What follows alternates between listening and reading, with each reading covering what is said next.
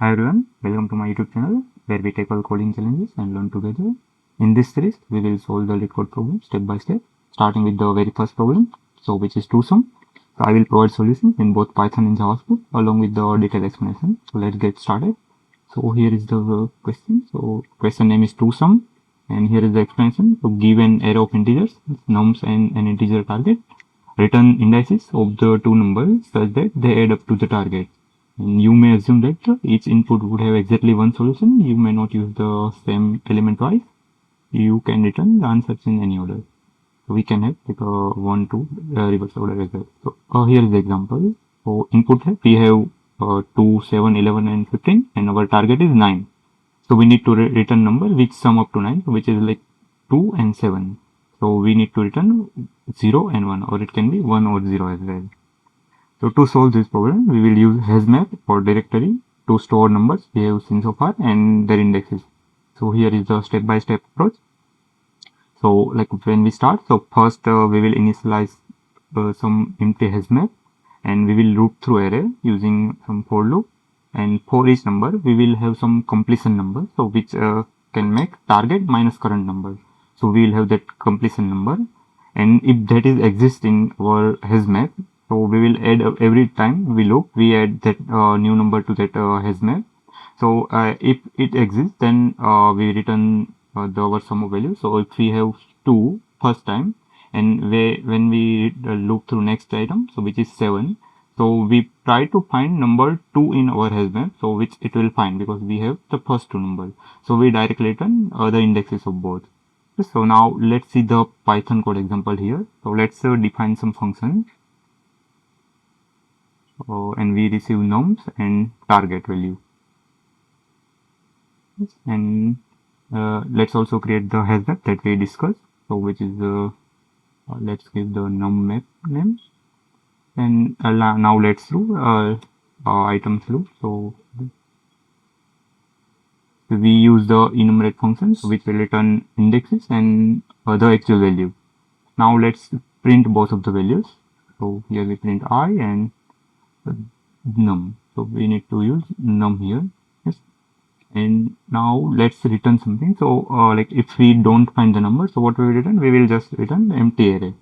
So this will be our function. So we will add up to like, new values. So let's also define our input variables. So let's define our first value, which is nums, and we take this values that we have already. So let's just take this whole thing. Now let's remove this comma. Now we have two values, and now let's call this function, and we will also require to print this. So now let's print, and let's pass these two values. Now let's run this code. Let's also save the code. Now it has looped through all the elements. Now let's also insert the values in nums. So every time when we loop, let's add that value to here. Num map of num. So we will store value as the key and index is the value. So let's use that num value here, and let's equal to here. Now let's print this as well. We get idea what is the value here. Yes, so we have 2 at index 0, 7 at 1, 11 at 2 and 13 at here.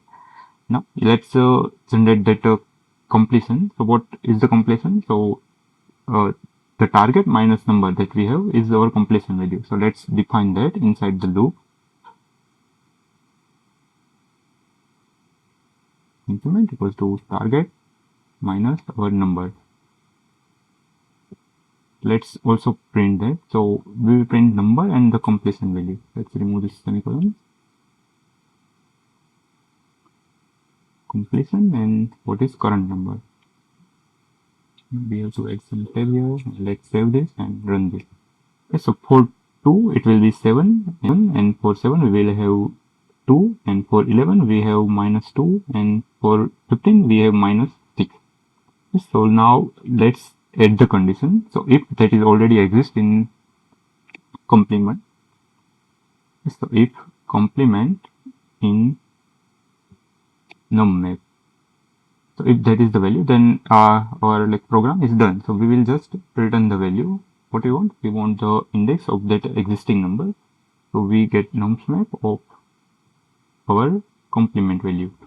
So this is our first index, and the second value is current index. So we can print I here. Let's also remove this number and save. Yes, so we get the output.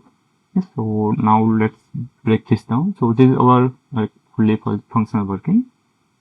So we use the directory here to store the value and indexes, and then we enumerate through all the values. So we get index and the number, because our code wants indexes as the output, so that's why we use I here. Otherwise we can just return the number and value. So if the question asks return the two numbers that are in array, so we just need to return 2 and 7. So we do not require to store in hash value.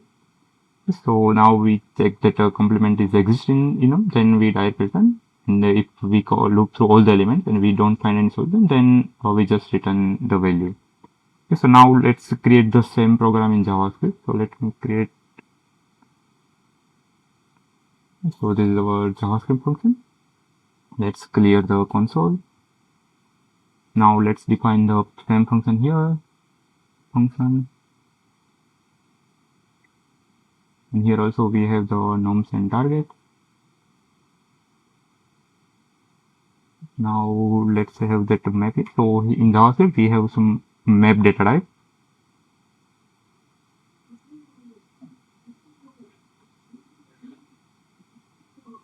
And now let's use for loop here. For let I, and our array is the nums. So let's just use this here. So we get the element here. Now let's define that same complement variable. Target minus element.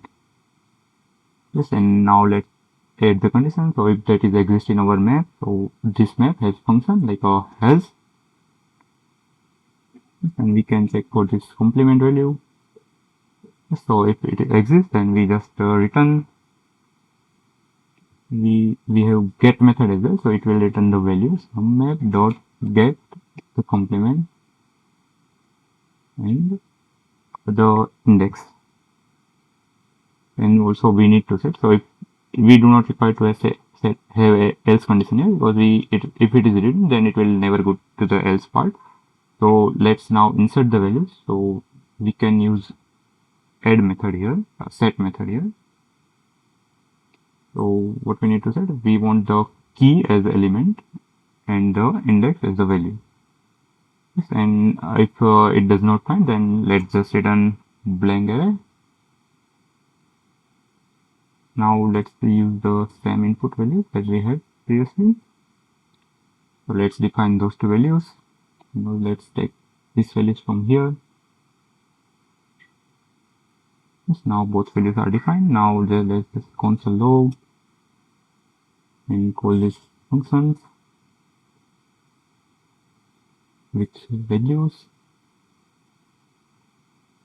Now let's save it and let's run script.js. So we get the same output here. So in JavaScript we have set and map, but here we use map because we want the key and value as well. So if we just want the values, then we can have use set as well.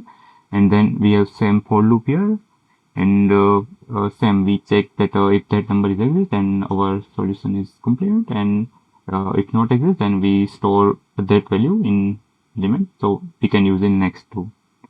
Then so this is our fully functional JavaScript and Python codes. So now we have solved this problem. If you found this video helpful, please give it thumbs up and share it with your friends, and subscribe to my channel for more coding tutorials. And also you can leave the comment if you have any questions or suggestions for my videos. Thank you for watching my video. I will see you in next video. Thank you.